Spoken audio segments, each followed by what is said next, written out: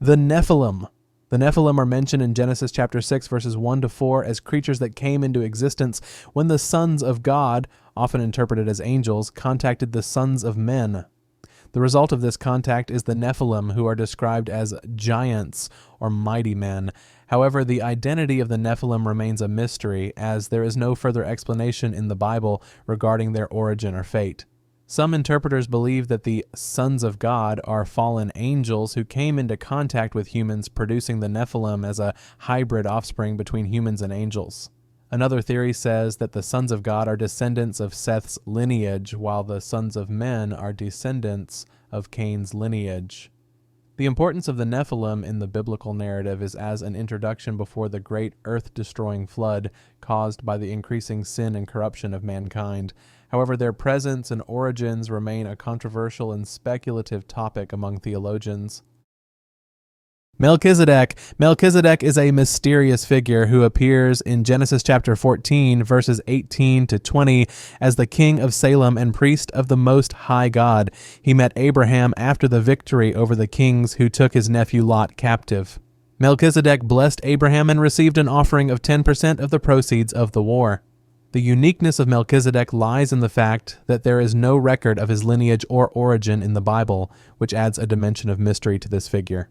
In Hebrews chapter 7 verses 1 to 10, Melchizedek is associated with Jesus Christ as a type of a higher priesthood than the Levitical priesthood, which is based on descent.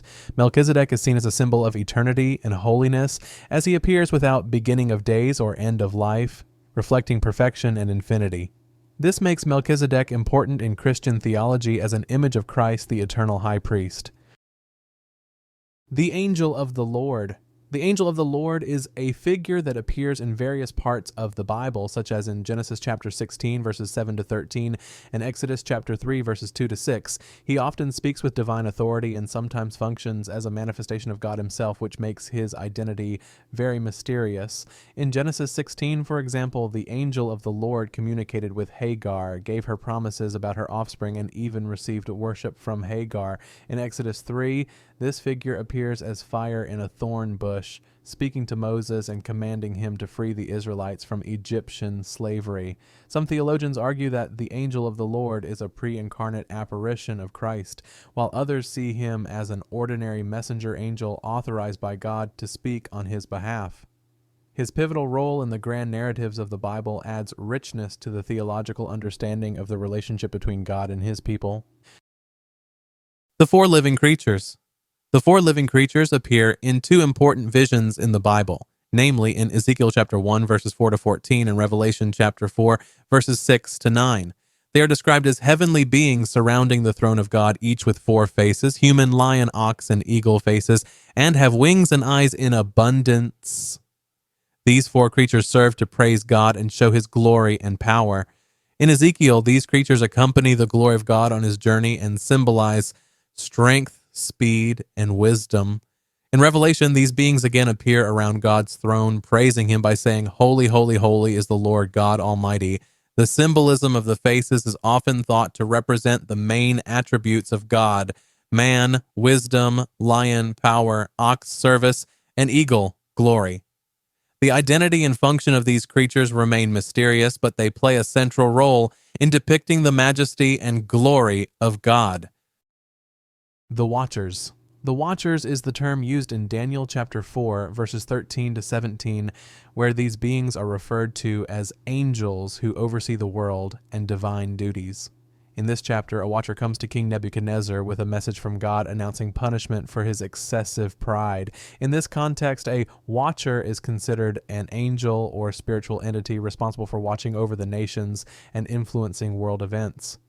However, the concept of watchers is more developed in the Book of Enoch, an apocryphal text, where they are described as a group of angels who descend to earth and interact with humans.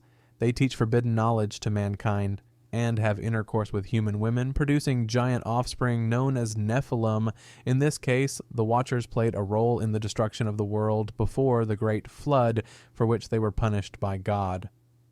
While the Watchers are not explicitly mentioned in many parts of the Bible, their concept remains important in Jewish and Christian traditions, as they demonstrate the conflict between the divine and human worlds and the role of angels in divine supervision and judgment. The beast from the sea. The beast from the sea is a creature that appears in Revelation chapter 13, verses 1 through 10, which describes the forces of evil in opposition to God in the last days. It is described as having 7 heads and 10 horns and is invested with great power and authority to rule over mankind. It emerges from the sea, which is often considered a symbol of chaos and instability in biblical theology. It has the ability to assert itself as a threatening leader, enforcing worship of it and causing many to receive the mark, 666, which symbolizes the following of evil forces. The identity of the beast is often associated with world empires, especially tyrannical and antichrist ones, or with evil leaders who appear in times of great distress. In Christian interpretations, the beast from the sea is often regarded as a symbol of the earthly powers that oppose God, and this creature plays a role in prophecies about the great struggle between good and evil in the last days.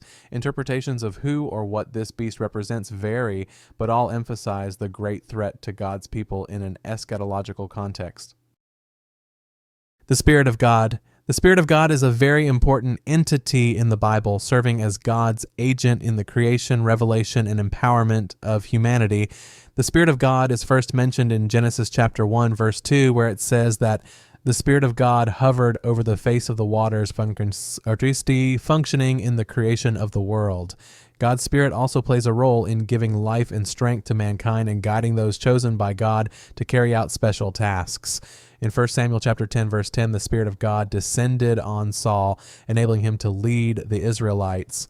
In Luke chapter 4, verse 14, Jesus was filled with the Spirit of God after being baptized, which gave him the strength to begin his ministry. The Spirit of God is also mentioned in the context of giving spiritual gifts to believers in 1 Corinthians 12, empowering them to serve, teach, and heal.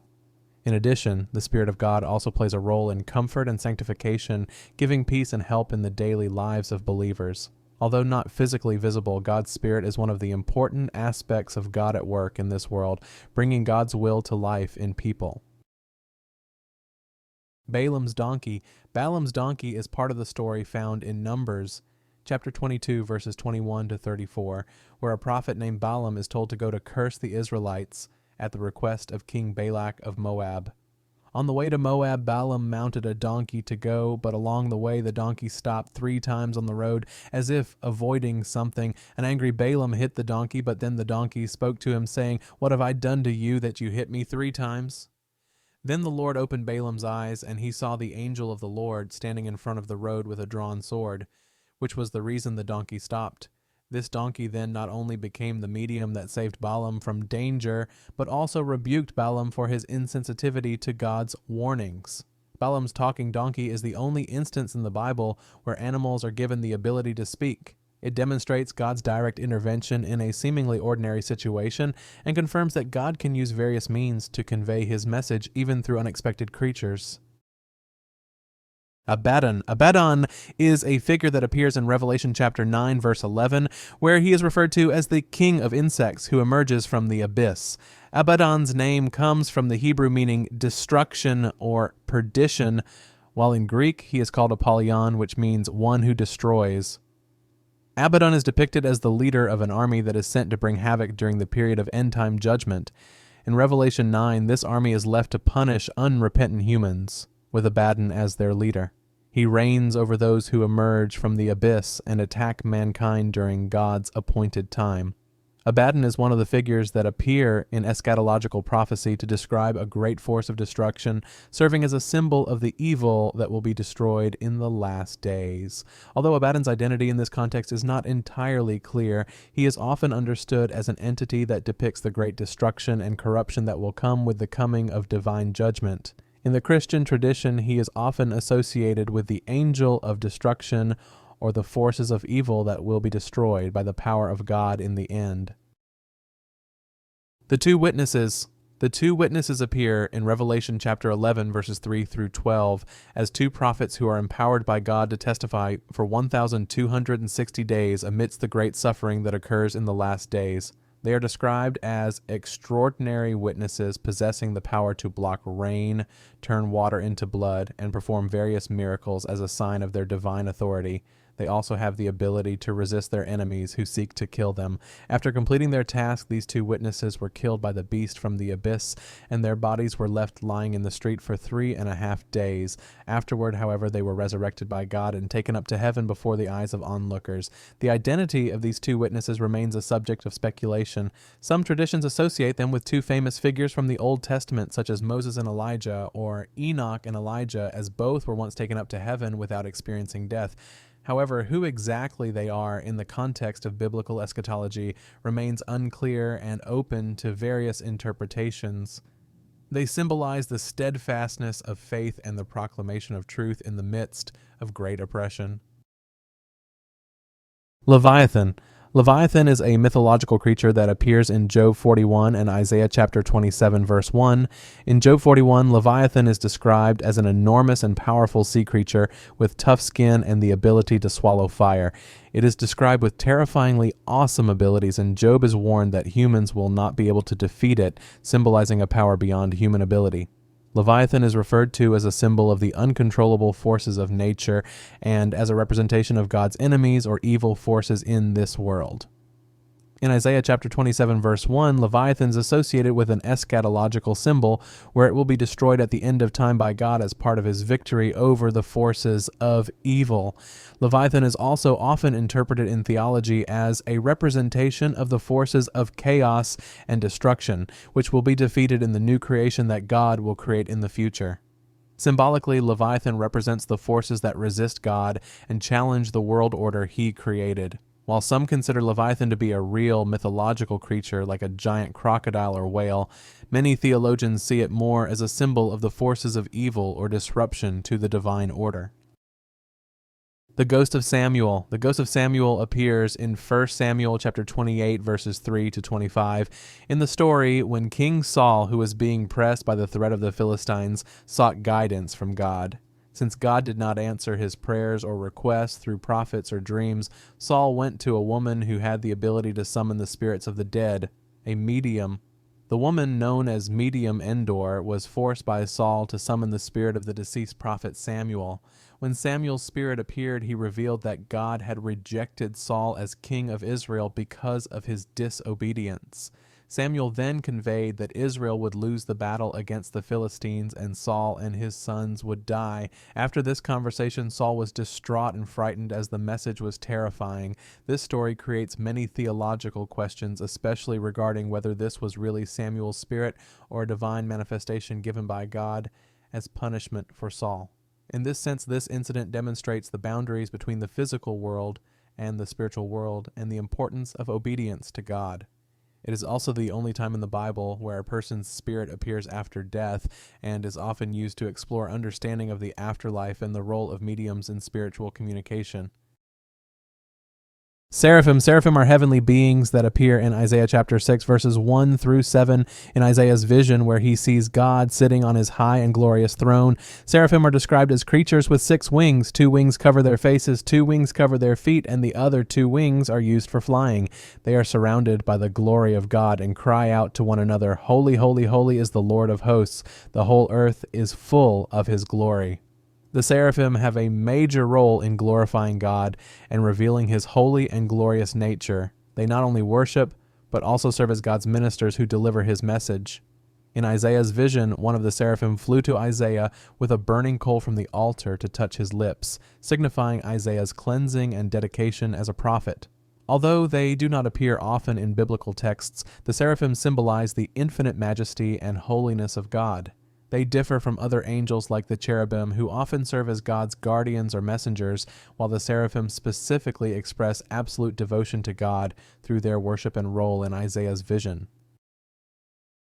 The Prince of Persia. The Prince of Persia appears in Daniel chapter 10 verse 13 in the context of Daniel's vision of the future of Israel and the surrounding nations. In this chapter, Daniel prayed and fasted for 21 days to seek guidance from God. After that period, the angel Gabriel came to deliver God's revelation, but explained that he was hindered by a prince of the kingdom of Persia who stood in his way. The Prince of Persia did not refer to a human leader, but rather to a force of evil spirits or angels who served as the spiritual rulers behind the Persian kingdom, seeking to obstruct divine work. Gabriel then explains that Michael, the archangel who protects the nation of Israel, came to help and defeat the prince of Persia so that he could continue to deliver the revelation to Daniel.